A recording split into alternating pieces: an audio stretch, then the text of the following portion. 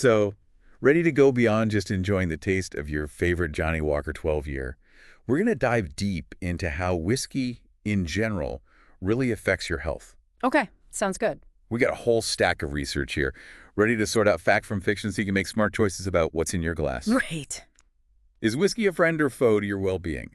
Let's find out. All right, let's do it. I think a lot of times people enjoy a dram without really knowing what they're putting in their body. Yeah. And, with the Johnnie Walker 12 year, you mentioned that smooth taste, but it's 42.8% ABV. Okay, 42.8%. That's a bold statement even before we take a sip. Right. What does that number really tell us about what's in that glass?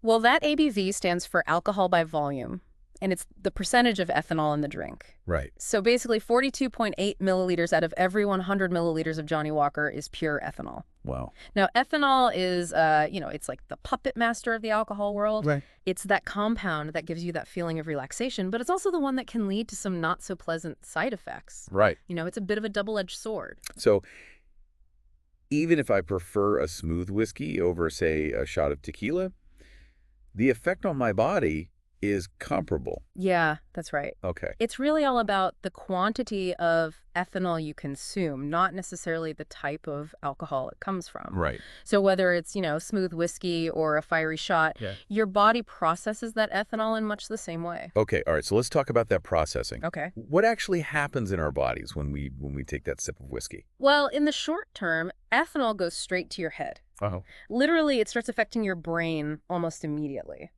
You might feel that initial sense of relaxation, but that's actually your brain functions kind of slowing down a little bit. Okay. Think of ethanol as putting a dimmer switch on your brain's activity. Oh, so that explains the occasional brain fog after a couple of drinks. Yeah. Definitely not as quick-witted. Exactly. And remember that dehydration you mentioned, that's another kind of immediate effect of ethanol. Oh, yeah. Alcohol is a diuretic, meaning it makes you pee more, right? Right. And when you pee more, you lose more fluids leading to dehydration. And that's often a major culprit behind those dreaded whiskey headaches. Ugh, yeah, those are the worst. They are. Makes you think twice about having one more. For sure. So what else is going on in the body during those first few sips? Well, your heart also feels the effects of that ethanol. Okay. It can cause your heart rate and blood pressure to kind of go up temporarily. While a slight increase might not feel like a big deal in the moment, imagine those spikes happening over and over again. Right. Over time, this can really take a toll on your cardiovascular system. Oh, for sure. It's like anything, you do it too much, it's going to have a negative impact. Yeah, and I can't imagine all that whiskey is doing our stomachs any favors either. You're right about that. Alcohol, especially in higher concentrations, can be pretty irritating to the stomach lining. This can lead to that queasy, nauseous feeling and even vomiting, especially if you're drinking on an empty stomach. Okay, that makes total sense. Yeah. Lesson learned. Never skip dinner before a whiskey night. But let's shift gears a bit and talk about the long-term effects. Okay, yeah. What happens if those whiskey nights, turn into a regular habit over the years? Yeah, well, this is where things get a bit more serious, Right. Regular heavy drinking over a long period can lead to some pretty significant health problems. And since the liver is the main organ responsible for breaking down alcohol, it's often the hardest hit. Right. We've all heard about liver damage. Yeah. But what exactly does that look like? Well, we're talking about a range of issues, starting with something called fatty liver disease. Okay. This is where fat starts to build up in the liver. Then there's cirrhosis, which is scarring of the liver, making it harder for it to function properly. Right. And in the most severe cases, long-term heavy drinking can lead to liver failure. Wow. Okay, those are some serious consequences. I think we tend to forget about those long-term effects when we're enjoying that immediate buzz. Right, absolutely. And I know there's been a lot of talk about alcohol and cancer as well. Absolutely, yeah. There's a strong connection between heavy alcohol consumption and an increased risk of several types of cancer, particularly those of the liver, esophagus, and colon. It's definitely something to be aware of. So it's not just about a hangover the next day. We're talking about potential long-term damage to some pretty vital organs. Yes, that's right. But what about the effects beyond the liver? What other parts of the body are impacted by regular whiskey consumption? Well, like we discussed earlier, your heart takes a hit. Over time, all those spikes in blood pressure and heart rate can contribute to chronic high blood pressure. Yeah. And that, in turn, can increase the risk of an irregular heartbeat or even a heart attack. So our entire cardiovascular system is at risk, not just the liver. Right. This is getting pretty heavy. Yeah, I know. All right, well, and then there's the brain.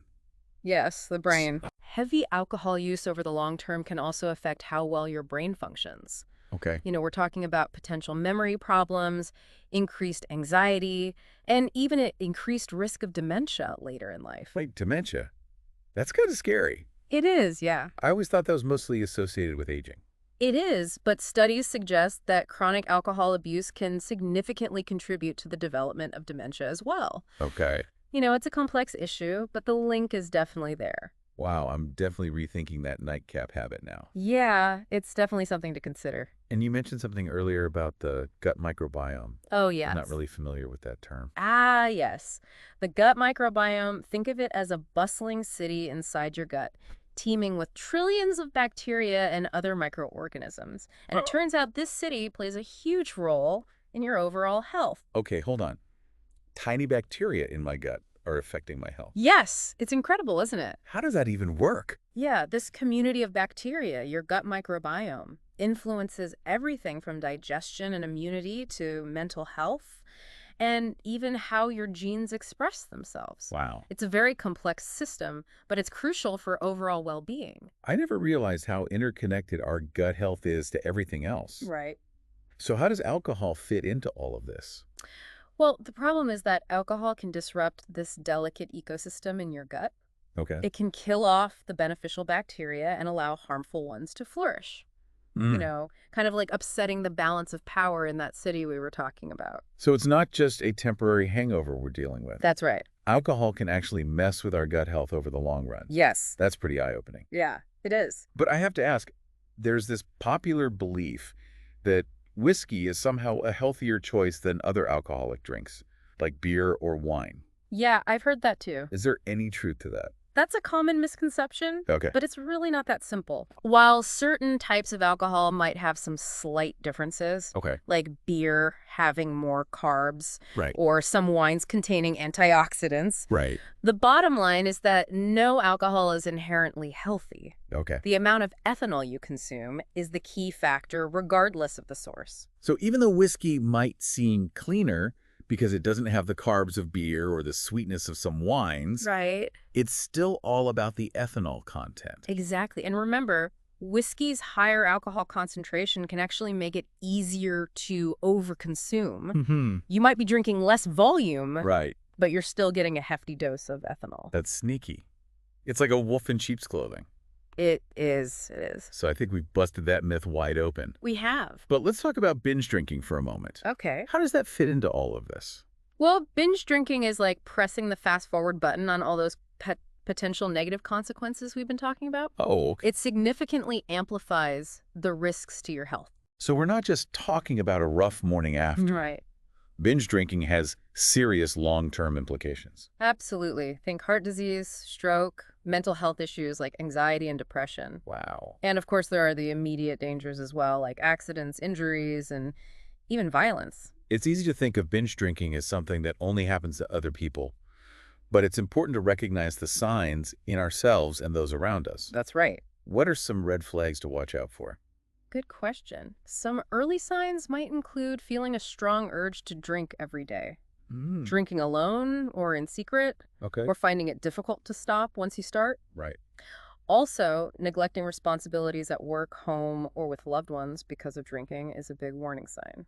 Those are some pretty clear indicators. They are. It's important to remember that if you or someone you know is struggling with alcohol, seeking help is a sign of strength, not weakness. Absolutely. There are resources available, and reaching out is the first step towards getting back on track. Couldn't agree more. But let's shift gears a bit and talk about something more positive. Okay, sure. We've covered a lot of ground on the risks, but what about enjoying whiskey responsibly? What does that actually look like in practice? Yeah, good question. It's not all doom and gloom, right? Right. There are ways to enjoy whiskey without putting our health at risk. Right, because it's not all doom and gloom. Exactly. And it starts with hydration. Okay. Remember that alcohol is a diuretic, so it's essential to replenish those fluids. Okay. A good rule of thumb is to have 1 glass of water for every alcoholic drink. The 1-for-1 rule. Easy to remember. Exactly. So water's our friend when it comes to enjoying whiskey responsibly. Yes. What else should we keep in mind?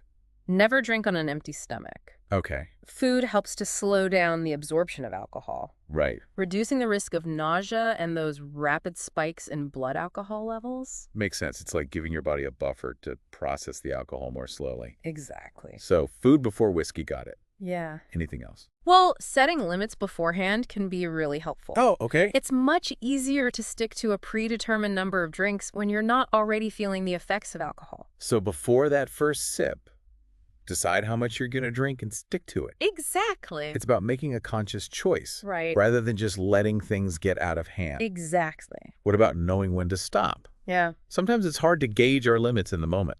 absolutely. Pay attention to your body's signals. Okay. If you start feeling dizzy, lightheaded, or overly intoxicated, it's time to call it a night. Listen to your body. Good advice. Yes. Any other pearls of wisdom? Yes. You One crucial point. Quality over quantity. Okay. Instead of downing multiple cheap drinks, savor a smaller amount of a high-quality whiskey. Right. You'll enjoy the flavors more, Yeah. and you'll be consuming less alcohol overall.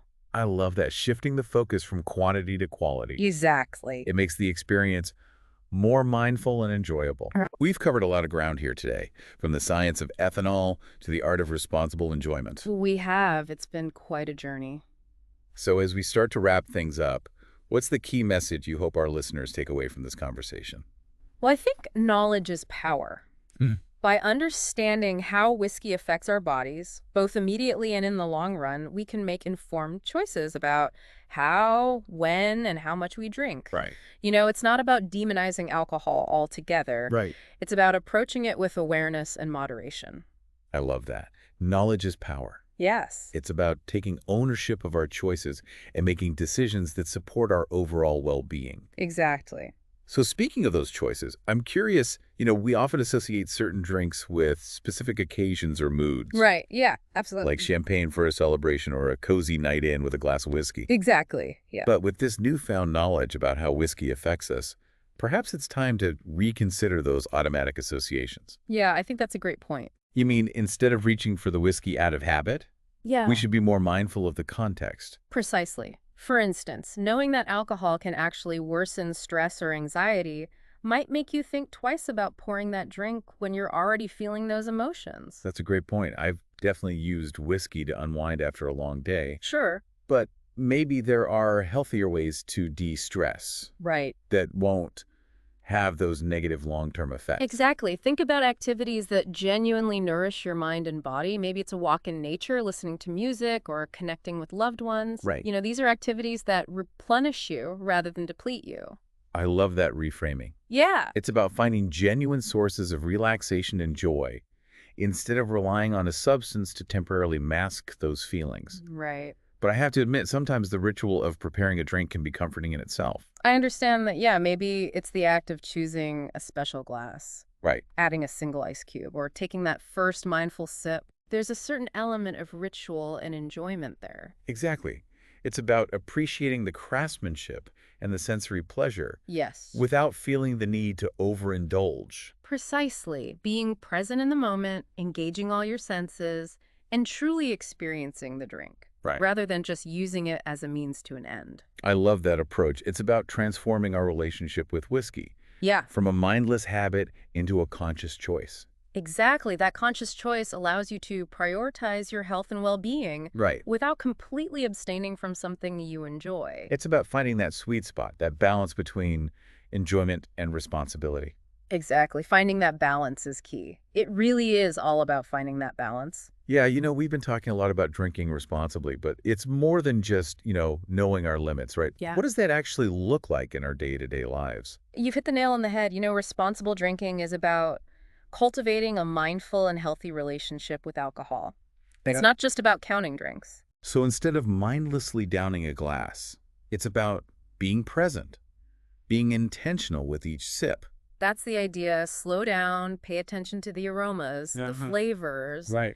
how the whiskey feels on your palate. Right. Really savor each moment instead of just rushing through it. That sounds almost like a meditation practice. Yeah, I like that analogy. Bringing that kind of mindfulness to our whiskey experience. Exactly. And another important part of responsible drinking is being aware of our personal triggers. Okay, triggers. Yeah. You mean like things that might lead us to overindulge? Exactly. For some people, it could be stress at work, Right. social pressure at a party, Hmm. or even just being in a certain environment. Right. By recognizing these triggers, we can come up with strategies to manage them better. So if I know I tend to overdo it at parties, I could come up with a plan beforehand. Right. Maybe I alternate alcoholic drinks with non-alcoholic ones. Yeah, that's a great strategy. Or set a time limit for myself. Having a plan in place gives you a sense of control and empowers you to make conscious decisions Right. rather than just reacting impulsively. It's about taking charge of our choices rather than letting the situation dictate them. Exactly. Any other tips for those tricky social gatherings? One helpful trick is to have a go-to non-alcoholic drink that you genuinely enjoy. That way you don't feel like you're missing out if others are drinking. I love that. Sparkling water with a squeeze of lime is my go-to. It feels festive without the alcohol. Perfect. And remember, it's always okay to politely decline a drink if you don't feel like it. You don't owe anyone an explanation. Your health and well-being come first. It's all about setting boundaries and prioritizing our own needs. Exactly. Sometimes that means saying no, even if it feels awkward. Exactly. And true friends will always respect your choices. Well said. We've really covered a lot of ground in this deep dive into whiskey and health. We have. Any final words of wisdom for our listeners as they continue on their own whiskey journey? Here's what I'd leave you with. Whiskey, like many things in life, can be enjoyed responsibly and in moderation. Right. It's about finding that balance between pleasure and well-being, between savoring the moment and staying aware. Right. Ultimately, the choice is yours. Okay. Listen to your body, be mindful of your choices, and never stop learning. Cheers to that, and cheers to everyone out there who is on this journey with us. Cheers. Remember, knowledge is power, and by making informed choices, we can savor all that life has to offer, one sip at a time. Finding that balance is key. Yeah, and we've been talking a lot about drinking responsibly, but it's more than just knowing our limits, Yeah. right? Like, what does that actually look like in our day-to-day lives? Yeah, you've hit the nail on the head. Responsible drinking is about cultivating a mindful and healthy relationship with alcohol. Okay. It's not just about counting drinks. So instead of like mindlessly downing a glass, Right. it's about being present, being intentional with each sip. That's the idea. Slow down, pay attention to the aromas, the flavors, how the whiskey feels on your palate. Really savor each moment instead of just rushing through it. That sounds almost like a meditation practice. Yeah, I like that analogy. Bringing that kind of mindfulness to our whiskey experience. Exactly. And another important part of responsible drinking is being aware of our personal triggers. Okay, triggers, you mean like things that might lead us to overindulge. Exactly. For some people, it could be stress at work, Right. social pressure at a party, or even just being in a certain environment. Yeah. By recognizing these triggers, we can come up with strategies to manage them better. So if I know I tend to overdo it at parties, I could come up with a plan beforehand. Right. Maybe I alternate alcoholic drinks with non-alcoholic ones. Yeah, that's a great strategy. Or set a time limit for myself. Having a plan in place gives you a sense of control and empowers you to make conscious decisions rather than just reacting impulsively. Yeah, it's about taking charge of our choices rather Yeah. than letting the situation dictate them. Exactly. Any other tips for those tricky social gatherings? One helpful trick is to have a go-to non-alcoholic drink that you genuinely enjoy. That way you don't feel like you're missing out if others are drinking. Oh, I love that. Sparkling water with a squeeze of lime is my go-to. It feels festive without the alcohol. Perfect. And remember, it's always okay to politely decline a drink if you don't feel like it. You don't owe anyone an explanation. Your health and well-being come first. Yeah, it's all about setting boundaries and prioritizing our own needs. Exactly. Sometimes that means saying no, even if it feels a little awkward. Exactly. And true friends will always respect your choices. Well said. We've really covered a lot of ground in this deep dive into whiskey and health. We have. Any final words of wisdom for our listeners as they continue on their own whiskey journey? Here's what I would leave you with. Whiskey, like many things in life, can be enjoyed responsibly. And in moderation, it's about finding that balance between pleasure and well-being, between savoring the moment and staying aware. Ultimately, the choice is yours. Listen to your body, be mindful of your choices, and never stop learning. Cheers to that, and cheers to everyone out there who is on this journey with us. Remember, knowledge is power. And by making informed choices, we can savor all that life has to offer one sip at a time.